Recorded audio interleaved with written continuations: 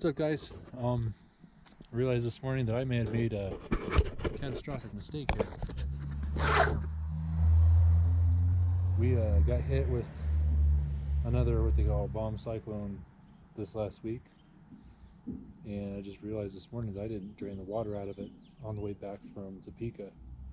And our temperature the day that the storm hit got down to 16 degrees. So there's a good chance that my block is trash. I don't know. We'll see.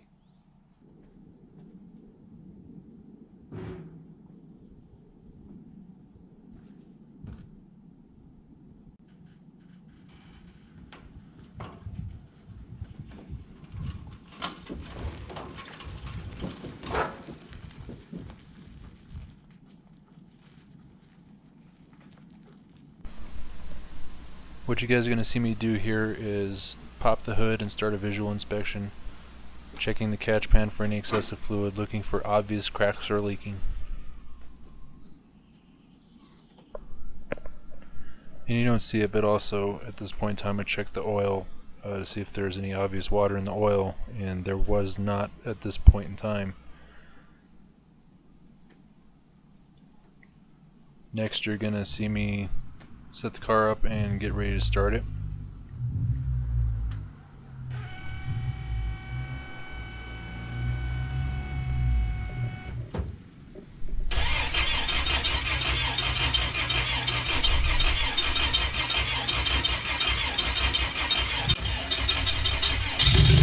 Alright, here you can see that we have a successful startup. It starts with a little bit of smoke, which is not unusual. What is unusual though is that the smoke, you can see, does progressively get worse as we go along.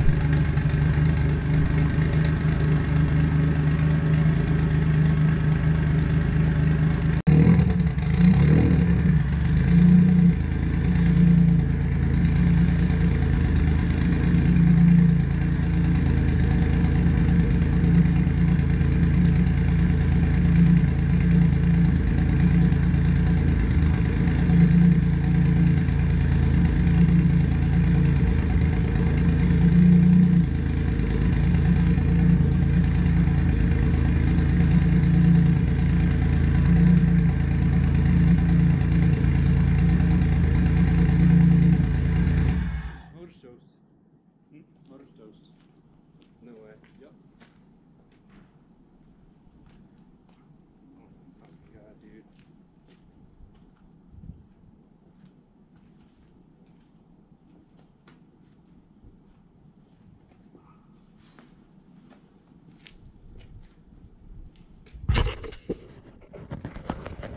No. Matt didn't know, but I've been recording this whole thing. Say hi, Matt. You're going on my YouTube. So, yeah, I fucked up indeed. Nice milkshake for you. Block has got a crack in it somewhere between the water jacket. So, this motor's coming out. I gotta find me another block, get some more bearings, transfer everything over. This sucks. Yeah. So now I gotta figure out what's wrong with the rear end too, and this.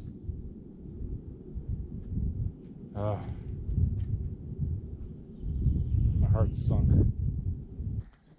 Alright guys, Troy, Matt, they helped me a bunch. We got the rear end out. So that's what she looks like out of the car. We figured out that our housing is fine on the tubes. Everything's straight. My pinion seal is definitely leaking though. But that bracket for the disc brakes is also what holds in my bearing and the entire axle. It came loose. And so my theory is that the vibration from that, the separation of the axle through the tube into the diff, is what caused the damage to the ring and pinion. But what caused the angle to change is that the vibrations from all this loosened all this stuff up. And this is my adjustment for my pinion angle. So that's why she's leaned so far forward. So that's a good thing. that means we don't have to repair the housing at all. So, yeah, what do you guys think? I think it's a lot better than what we thought it was going to be. Yeah. Nice housing, so can be rebuilt. Yeah. I mean, it's about as strong as you can get without going to a 9. We were just talking about this seconds ago off camera. But I mean, it's really strong for a Rand. And I'm very happy that we don't have to repair that. I got ring and painting gear set in the house. 410s are going to go in. That'll put my top mile an hour in the 160s, which is where we want to be. And now we're going to load this up on the back of the trailer. I'm going to take it to HDS tomorrow. We'll blow it apart, clean everything, put new bearings on it, new seals, and put the new ring and pinion in. Get that all set, then up into the car it'll go. We're now on a hunt for another engine. Just going to take the rotating assembly out of this, throw it in that, get some more epoxy another block. You know, really kicking myself for not thinking about that. It's a freak storm though, I mean. Yeah. Colorado. Yeah, Late season. you never know. April's good for that stuff, but that kind of temperatures in April is kind of unusual. We're used to getting snow, but it doesn't usually get that far below freezing. So that's where we're at with that.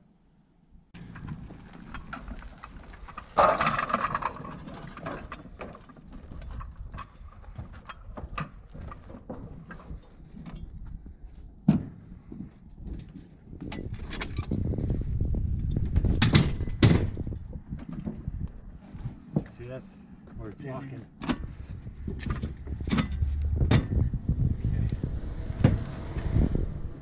Getting ready to head out. There's gunmetal.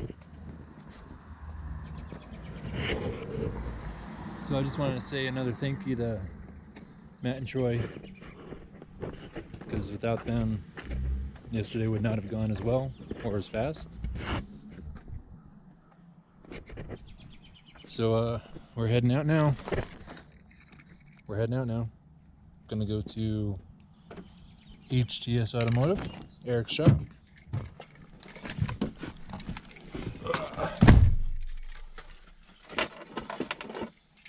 And yeah, we're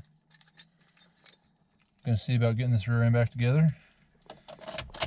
Eric is gonna start making some phone calls, see if we can't get us another block pretty quick here. I have another set of rods, so I was thinking about it. I'm not even gonna take and worry about transferring all this stuff. I'm just gonna take my other set of rods, throw them into whatever engine that we get. I'll do the same thing, clean up the pistons, re-gap the rings, epoxy the block, you know, do this virtually the same thing, and then we'll just swap the motors.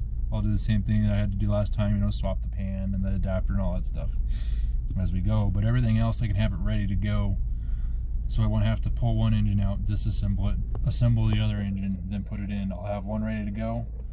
We'll slide it in, transfer a couple pieces, and we'll be good to go. Alright guys, I'm over here at Eric's shop. HTS Automotive. There's Eric right there. Morning. So we already wheeled the axle and didn't film that. Sorry, Yeah. we're slacking. There's his race car. Beautiful Integra. Thank you much. Hope we get that going Yeah. soon too. There's the giveaway car. Yeah, so did you already show everybody the little mishap with the ladder bar? Yeah, they know pretty much everything that's going on. They've seen that guy that holds our axle in. It was a little Yeah. bit loose there and a little Yeah. bit loose on the ladder bar, so get some things straightened up and get a ring and a pinion back in this thing, clean it up, get it back in the car, and should be ready to use all gears all the way to the end of the track and do a quarter-mile pass. No more of this 1/8 mile stuff. Yeah, and it'll be more power than the car's And had. big boy numbers Yeah. too. So be ready, everybody. Be ready. 8 seconds is coming. So yeah, you know, we intended on Topeka to be That the first number, but my lack of oversight in my own race car is the cause of the problems. So I'm It going happens. It does. I'm going to update my checklist because the rear end has not been that thorough on my checklist for the season. Well, we definitely got to do bolt checks on every time. Yep. You always do bolt checks, and when we're making more power, sometimes you lose parts and pieces that just can't hold up to more power. That's the thing. There's always the next weak point. Yeah. So we found it. Thank God, not in a worse place, but we found it. yeah, at least it happened at the beginning of the track, not Yeah. at the end of the track. Right. But you know, sitting and thinking about it too, we've had a diving issue off the line with this car.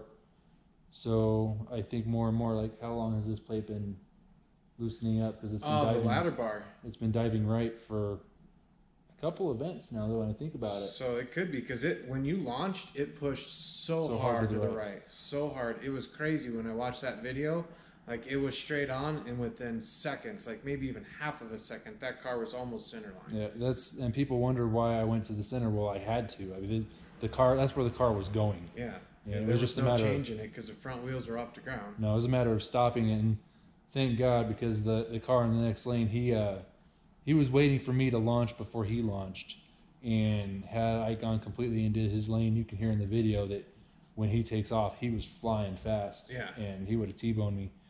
So thank God it happened the way it did. Hey, everything happens for a reason. Yeah. So it happened the right way. We'll get it fixed, get it back on the track. Yep, indeed. And I think we made it a fair bit better than what Kerry Bales did this weekend. You know, let's talk about safety. What happened with Kerry Bales? I missed that. His parachute got wrapped underneath his wheelie bar at 190 and it flipped him. Oh my God. Yeah, And he's okay? he's okay. Thank God. He's bruised, but he's okay. Well, Cars, roll cages and everything are in there for a reason. the chassis appears to be okay from what the videos and pictures that I saw. So Wow. he's going to come out on the better side of that one. But yeah, safety first, guys. Always safety first. Make sure you get your equipment checked. Make sure everything's up to date. So if something does happen, you're safe. You walk away. Exactly. So that's where we're going to leave it off right now.